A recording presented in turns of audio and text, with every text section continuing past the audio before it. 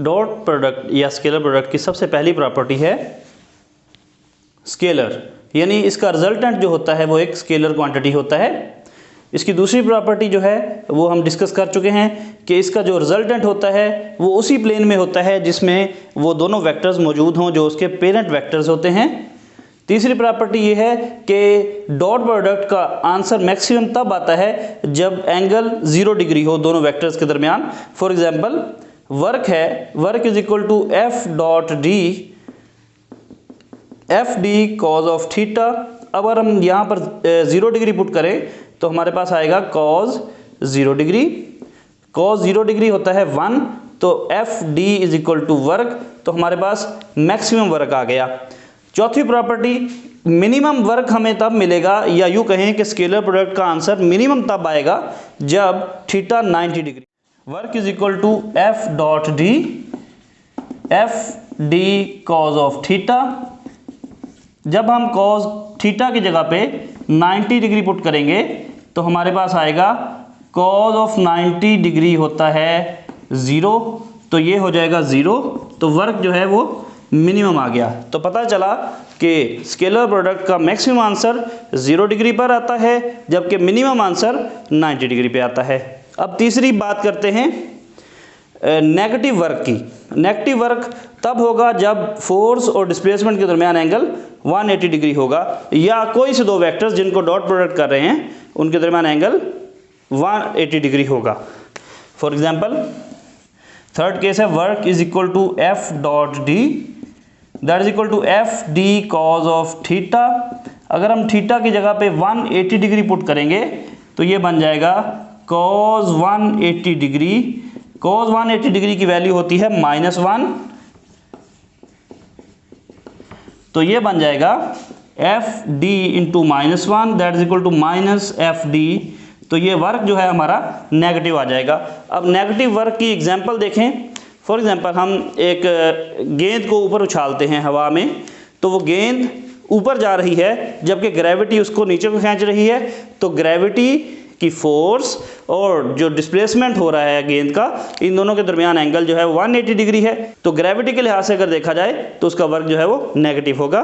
For example ये हमारे पास एक गेंद है, इसको हमने ऊपर उछाला है, इसका डिस्प्लेसमेंट अपवर्ड है जबकि ग्रेविटी की फोर्स जो है वो डाउनवर्ड लग रही है, तो इन दोनों के दरमियान जो एंगल है वो 180 डिग्री है, जिसकी वजह से वर्क जो होगा वो नेगेटिव होगा।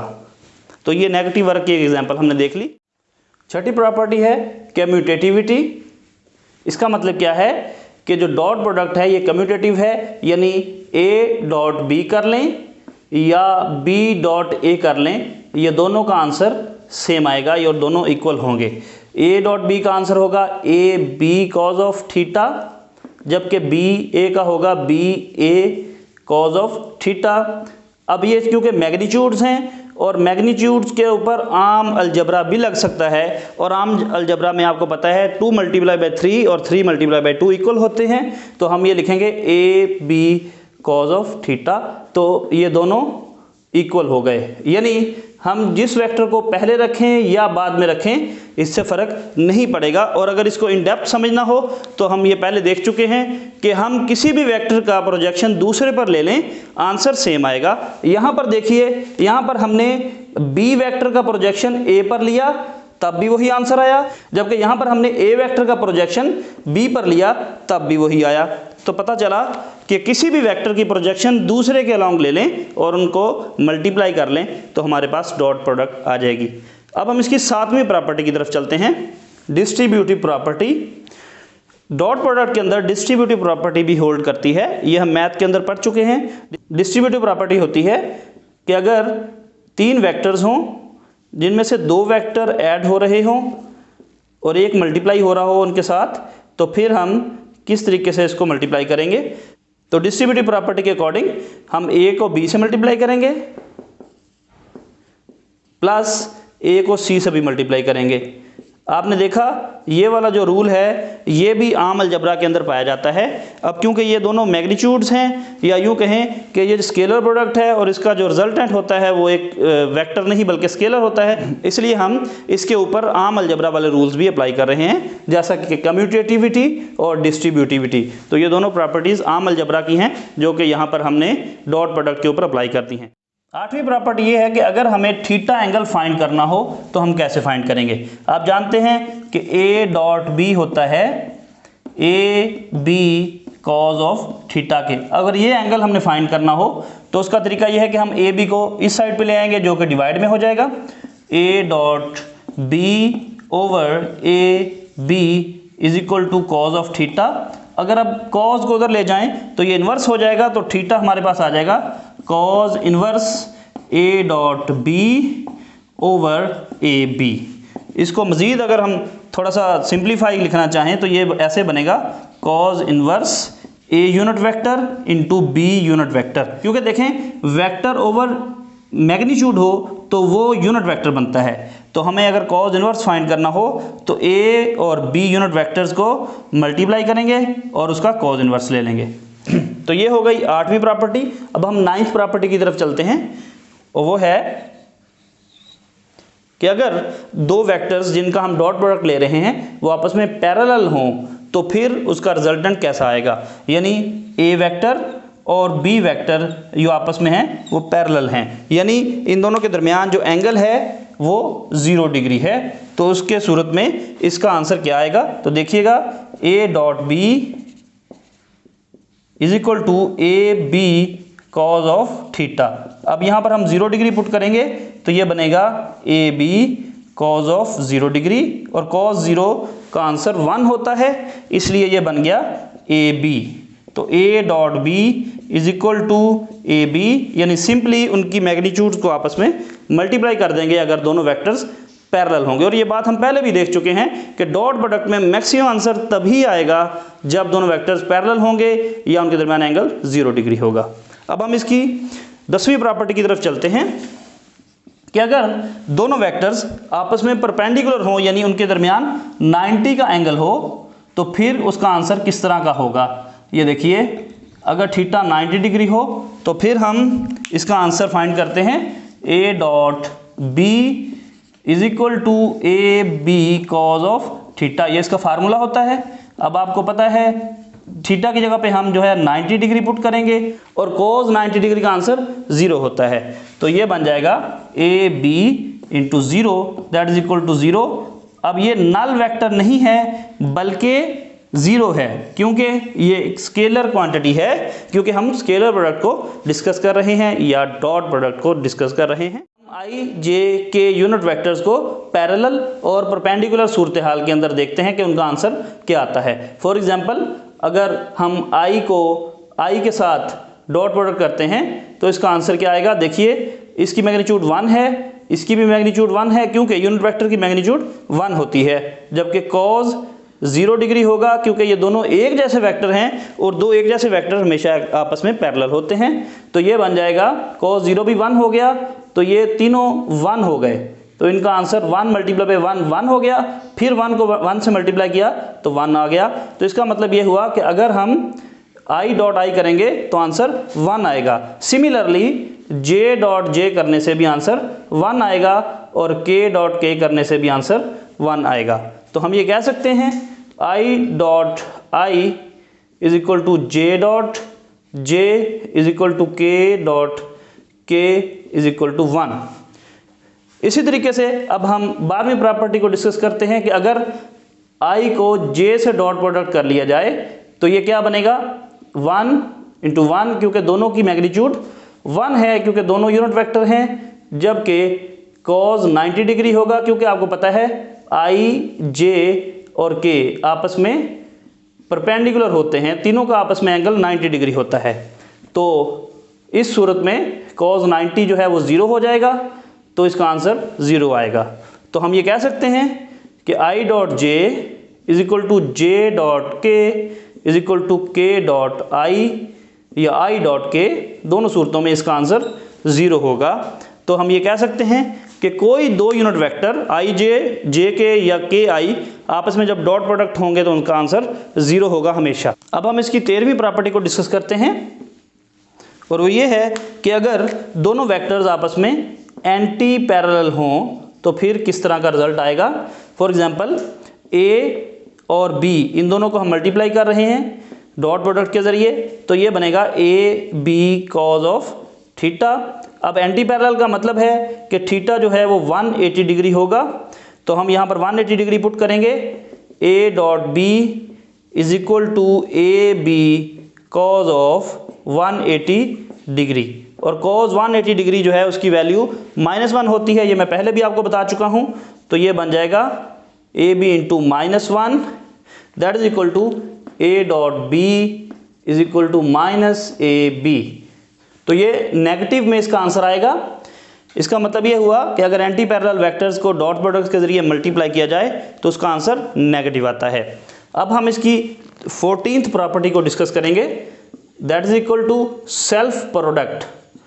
सेल्फ प्रोडक्ट का मतलब है कि अगर एक वेक्टर को उसी वेक्टर से मल्टीप्लाई कर दिया जाए, फॉर एग्जांपल ए को बी की बजाय फिर ए से ही मल्टीप्लाई कर दिया जाए तो आंसर क्या आएगा। जाहिर है ए की मैग्नीट्यूड ए है, फिर ए की मैग्नीट्यूड ए है, मैग्नीट्यूड्स को मल्टीप्लाई करेंगे और कॉज ऑफ 0 डिग्री अप्लाई करेंगे। क्यों? दो वेक्टर्स हैं, ये भी वेक्टर ए और ये भी वेक्टर ए, दोनों इक्वल हैं और पैरेलल हैं। तो इसका मतलब ये हुआ ए का स्क्वायर कॉस 0 डिग्री 1 होता है, तो ये ए स्क्वायर आ जाएगा। तो सेल्फ प्रोडक्ट का मतलब है कि आपने उन दोनों वेक्टर्स का सेल्फ प्रोडक्ट इस तरह लेना है कि उसी वेक्टर को स्क्वायर कर देना है, उसकी मैग्नीट्यूड का स्क्वायर कर देना है, इस तरीके से सेल्फ प्रोडक्ट आ जाएगा। आखिर पे अब हम प्रॉपर्टी नंबर 15 को डिस्कस करते हैं। लेट्स सपोज हमारे पास दो वेक्टर्स हैं जिसमें से एक वेक्टर का नाम है ए, जो कि है AXI plus AYJ plus AZK के इक्वल, यानी हमने वेक्टर को उसके यूनिट वेक्टर की फॉर्म में लिखा है। इसी तरीके से बी वेक्टर जो है वो है BXI plus BYJ plus BZK। अब हमने इन दोनों का डॉट प्रोडक्ट लेना है, तो इन दोनों का डॉट प्रोडक्ट इस तरीके से लेंगे। यहाँ पर देखिए कि पहले हम जो AXI वेक्टर है इसको इन तीनों से मल्टीप्लाई करेंगे, यानी हम इसको पहले इससे मल्टीप्लाई करेंगे, फिर इससे और फिर इससे। तो ये देखिए पहले मल्टीप्लाई करने से AXI डॉट BXI आ गया, फिर आया AXI डॉट BYJ, फिर आया AXI डॉट BZK। इसी तरीके से अब हम इस वेक्टर को भी इन तीनों से मल्टीप्लाई करेंगे, पहले इससे फिर इससे और फिर इससे। तो ये बन जाएगा AYJ dot BXI plus AYJ dot BYJ, यहाँ पर डॉट आएगा, प्लस AYJ डॉट BZK। और आखिर पर इसी तरीके से हम AZK को भी इसके साथ और इसके साथ मल्टीप्लाई करेंगे और उसके रिजल्ट में ये आ जाएगा। अब हम नेक्स्ट अगले स्टेप पे चलते हैं। देखिए अब हमने इनको इकट्ठा करके लिख लिया, यानी जो यूनिट वेक्टर्स हैं उनको अलग लिख लिया और मैग्नीट्यूड्स को अलग लिख लिया। ये देखिए AX BX को इकट्ठा लिख लिया जबकि यूनिट वेक्टर्स को इकट्ठा लिख लिया, ताकि हमें इनको मल्टीप्लाई करने यानी डॉट प्रोडक्ट करने में आसानी हो। तो इस तरीके से हमने I dot I, I dot J और I डॉट K और इसी तरीके से सब यूनिट वेक्टर्स को जो है वो इकट्ठा करके लिख लिया। अब हम इनकी डॉट प्रोडक्ट के लिए जो प्रॉपर्टी नंबर 9, 10 में हमने स्टडी किया था उसको देखते हैं कि I को I से मल्टीप्लाई करने से या J को J से मल्टीप्लाई करने से या K को K से मल्टीप्लाई करने से आंसर 1 आता है, जबकि I को J से, J को K से या K को I से, यानी कोई से दो डिफरेंट यूनिट वेक्टर्स को मल्टीप्लाई या डॉट प्रोडक्ट करेंगे तो आंसर हमेशा 0 आएगा। तो अब हम यही वाला रूल जो है वो यहाँ पर अप्लाई करेंगे। तो देखिए I डॉट I किसके इक्वल है, वो 1 के इक्वल है, तो यहाँ पर 1 हो जाएगा। तो ये हम लिखेंगे AX BX और 1 मल्टीप्लाई हो गया साथ इसके, प्लस I डॉट J यहाँ पर देखें वो 0 होता है, तो इस फैक्टर को हम जो है वो 0 कर देंगे, तो ये 0 हो गया। इसी तरीके से I डॉट K यहाँ पर देखिए वो भी 0 होता है, तो ये भी फैक्टर 0 हो गया, plus A Y B x, अब जे डॉट आई है, जे डॉट आई जो है वो भी देख मैंने आपको बताया था कि आई डॉट जे हो या जे डॉट आई हो इसमें कोई फ़र्क नहीं है, दोनों का आंसर सेम आएगा। तो इसलिए आई डॉट जे या यहाँ पे जे डॉट आई इसका आंसर 0 है, तो ये भी 0 हो गया। जबकि जे डॉट जे का आंसर 1 है, तो यहाँ पर हम लिख लेंगे ए वाई बी वाई और इसके साथ 1 मल्टीप्लाई हो गया। तो देखिए हम 0 वाले फैक्टर्स नहीं लिख रहे क्योंकि वो 0 को प्लस करें तो कोई वो सेम आंसर आता है, इसलिए हम 0 वाले फैक्टर्स यहाँ पर नहीं लिख रहे। तो इसी तरीके से जे डॉट के का आंसर भी 0 होगा, के डॉट जे का आंसर भी 0 होगा और के डॉट आई का आंसर भी 0 होगा। तो एंड पे हमारे पास ये टर्म बच गई, तो ये बन जाएगी ए जी और बी जी।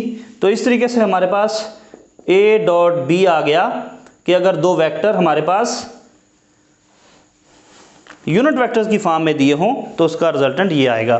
तो इसमें आपने गौर किया कि अगर हम सिंपल सी एक बात याद रख लें आसानी के लिए कि सिंपल से दोनों वेक्टर्स है, अगर दो वेक्टर्स आपको गिवन हों और वो यूनिट वेक्टर्स की फॉर्म में गिवन हो तो डायरेक्टली आई यूनिट वेक्टर वाले फैक्टर को आई वाले से मल्टीप्लाई करें, जे को जे से और के को के से। तो इस तरीके से आपका फौरन आंसर आ जाएगा। और एक बात और काबिल जिक्र यहाँ पर यह है कि आपको कहीं पे आई जे या के नज़र नहीं आ रहा क्योंकि ये डॉट या स्केलर प्रोडक्ट है और इसका आंसर स्केलर होता है, उसमें कोई भी डायरेक्शन नहीं होती। चलें अब नेक्स्ट आखिरी चीज़ पे चलते हैं कि अगर हम इसमें से cos थीटा फाइंड करना चाहें यानी एंगल फाइंड करना चाहें तो क्या करेंगे। अब देखें ए डॉट बी किसके इक्वल होता है, आपको पता है ए डॉट बी इक्वल होता है A B cos of theta के, जो इक्वल हो गया A X B X plus A Y B Y plus A ji B G. अब यहाँ पर अगर हमने cos थीटा फाइंड करना हो तो cos ऑफ थीटा एक साइड पे रखेंगे, जबकि ये जो ए बी है वो इनके नीचे आके डिवाइड हो जाएगा, तो ये बनेगा A X B X plus A Y B Y plus A ji B Z over A B. Further इसमें से थीटा फाइंड करने के लिए cos inverse A X B X plus A Y B Y plus A ji B Z over A B. तो इस तरीके से हमारे पास अगर कोई वेक्टर्स जो हैं वो यूनिट वेक्टर्स की फॉर्म में दिए हों तो किस तरीके से हम उनका मैग्नीट्यूड और एंगल फाइंड कर सकते हैं वो आज हमने देखा। तो आज हमने स्केलर प्रोडक्ट या डॉट प्रोडक्ट को इन डेप्थ स्टडी किया और इसकी तमाम प्रॉपर्टीज़ को डिस्कस किया। मिलते हैं नेक्स्ट वीडियो में। खुदा हाफिज़।